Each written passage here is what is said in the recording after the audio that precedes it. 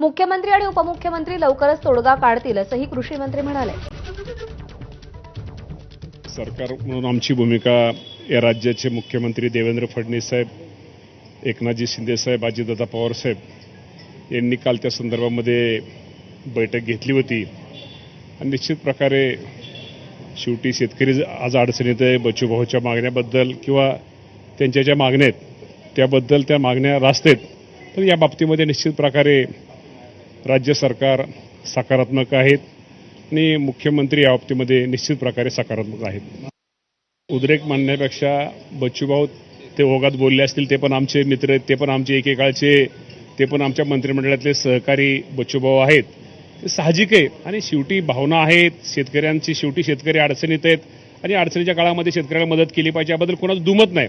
त्याप्रमाणे आपण निश्चित प्रकारे सरकारला शेतकऱ्यांना मदत करतोय, शेतकऱ्यांना सहकार्य निश्चित प्रकारे करतोय आणि आगामी काळात सुद्धा ज्या बच्चूभाऊच्या मागणीच्या बाबतीमध्ये स्वतः मुख्यमंत्री आज पुण्यामध्ये आहेत, दोन्ही उपमुख्यमंत्री पुण्यामध्ये आहेत आणि राज्य सरकार